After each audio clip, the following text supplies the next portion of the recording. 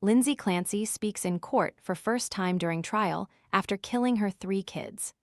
Lindsay Clancy spoke for the first time during her trial after she was charged with the murders of her 3 children.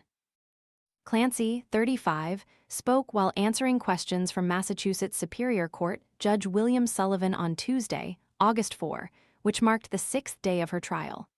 When asked whether she could stipulate the facts, she said, "Yes, Your Honor," according to a live stream by the Associated Press. Clancy's attorney, Kevin Reddington, said that the stipulation involves facts related to the chain of custody of DNA evidence.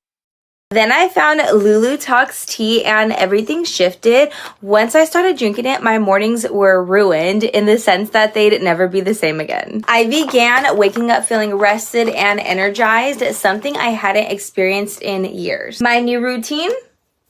Just 1 cup of Lulu Talks in the morning. On top of that, my menopause symptoms have eased significantly. I finally feel like myself again, strong, confident, and like a woman who's ready to take on the day.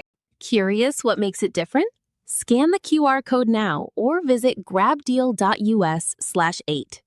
The decision meant that prosecutors no longer needed to call certain witnesses to testify about the facts that Clancy agreed were true. The brief comment marks the first time Clancy has spoken since her trial began on July 27. While the case is expected to last several more weeks, her agreement to the stipulation may make the proceedings go faster. Clancy was charged with the murders of her 3 children, Cora, 5, Dawson, 3, and 8-month-old Callan, after she strangled them to death at their family's home in Duxbury, Massachusetts, in January 2023.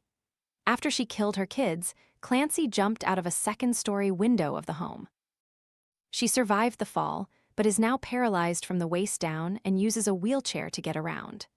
Prior to the killings, Lindsay asked her then-husband, Patrick Clancy, to go pick up food.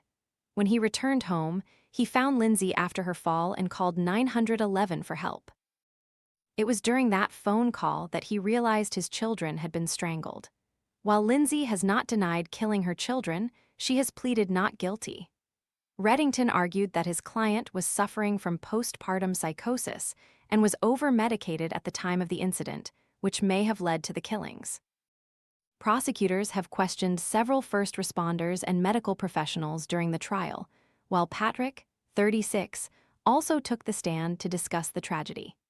On July 27, Patrick appeared reserved as Assistant District Attorney Jennifer Sprague shared photographs of the children. When asked about his kids, he said that Cora liked princesses and had a lot of friends. He added, "She just liked taking care of people." Patrick went on to share that Dawson liked firefighters, trucks, and Paw Patrol, while Callan was just a happy baby. If convicted, Lindsay faces life in prison without parole.